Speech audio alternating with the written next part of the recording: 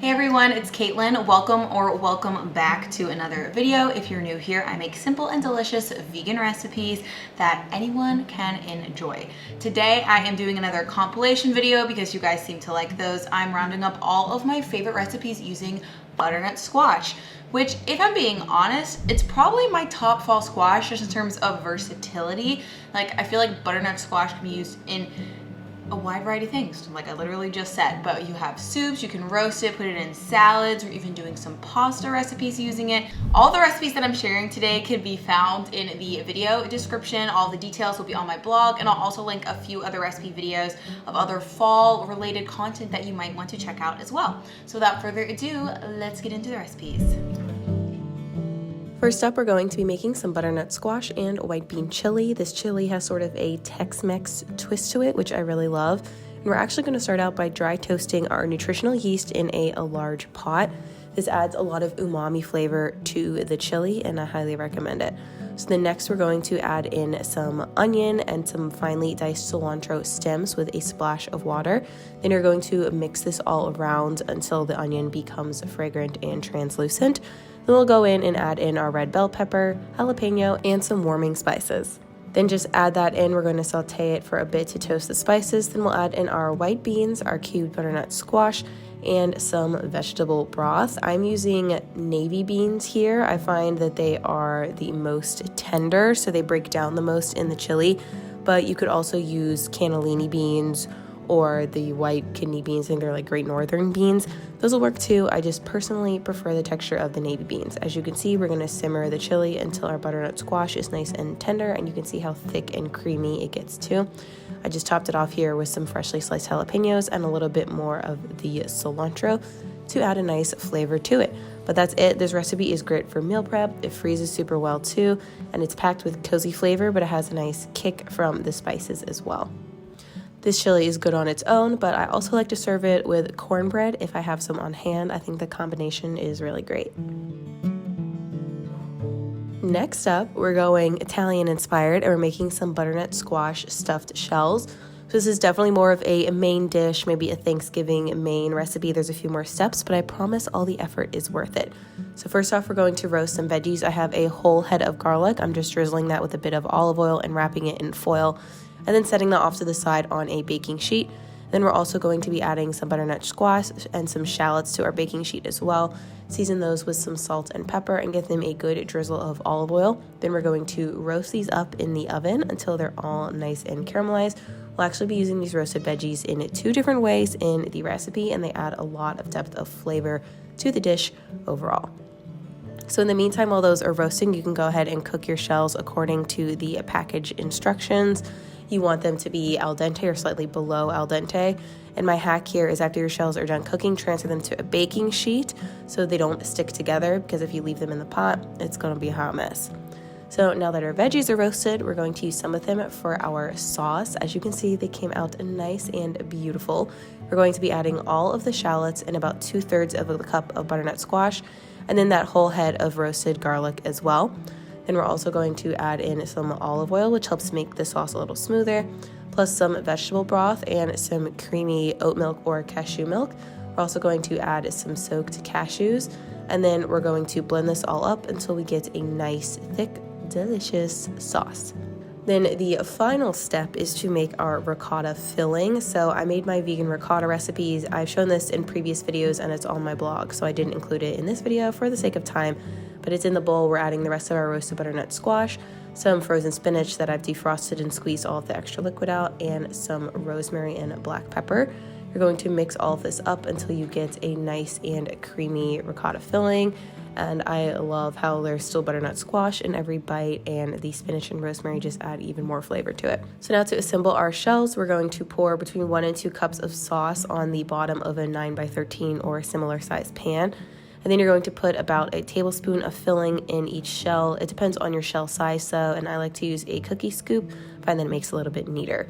So just put all of your shells into the baking dish, top it off with the remainder of the sauce, and I like to put some vegan cheese on top too to add that extra layer of creaminess. And you're going to bake it in the oven and serve it once it's done baking. The cheese gets all melty, it's packed with cozy fall flavor. This is really a very delicious recipe, so you should try it out.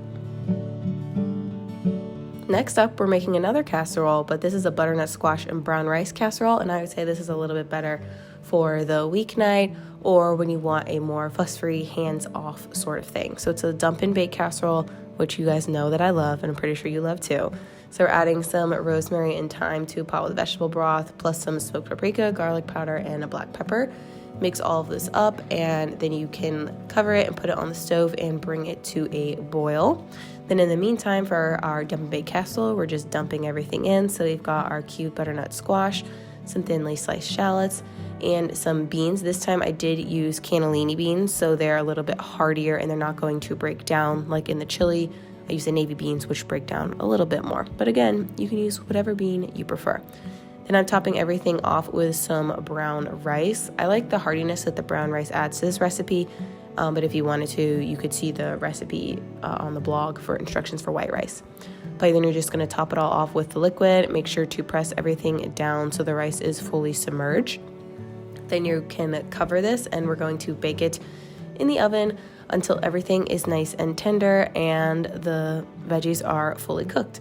So then a final step for this recipe, I like to add in some fresh kale, only at the end though, so it doesn't get overcooked. So I finely chop the kale, and then as soon as this comes out of the oven, I stir it in, and then you can just let the casserole sit for about 5 minutes or so, and the kale becomes nice and wilted and cooked without being overcooked and like brown, if you know what I mean. So I'm topping this off with my rosemary garlic cashew cream, which is also on the blog. I'll also link it down below. It's great on basically everything, but I think it really helps tie everything in this casserole together. And that's it. You can dig in and enjoy. I love how this is a perfectly balanced meal, and you don't have a lot of dishes to do because it's mostly made in a casserole dish. Next up, we're going to be making a butternut squash and apple soup. I really love the addition of green apple in this recipe. I think it's perfect around the holidays, and it adds a nice like fresh tart flavor. It's hard to describe, but if you've never had apple in a soup, I highly suggest you give this a try. So first we're going to saute our onion and our green apple in some olive oil in a large pot until the onion is nice and translucent. And I do recommend using a Granny Smith apple for this recipe to get that tart flavor. Then we're going to add in our spices and some garlic. We've got some rosemary and fresh sage here. Give that a mix and saute until the garlic is fragrant. Then we'll add in our cubed butternut squash and some vegetable broth. And then to make things nice and creamy, we're also adding in some coconut milk. So then the rest of this recipe is very straightforward. You're just going to bring this to a boil over high heat, then reduce the heat and let it simmer for about 15 to 20 minutes until the butternut squash is nice and fork tender. And the best part about this recipe too is you don't really have to worry about chopping off your stuff to like a tiny bite-sized portion because we're going to be blending it all up. So you can just transfer everything to a blender, then return it to the pot and season with additional salt and pepper to taste if you want. But the soup is so velvety and creamy, and it's like the perfect thickness. I really enjoy it. It's delicious on its own, and in this video I decided to just make it a little bit fancy with a swirl of extra coconut milk and some fresh sage leaves. But this is also really good with croutons or with some like crusty bread on the side for dipping. The sauce is just, well, not sauce, soup, but it could be reused as a sauce if I'm being honest. I have totally mixed this with some pasta for a heartier meal too. Last but not least, I just wanted to remind you all that I just shared another butternut squash recipe on an older video on my YouTube channel for this roasted butternut squash salad. It is so good and delicious, so if you want to check it out, I'll have it linked in the video description.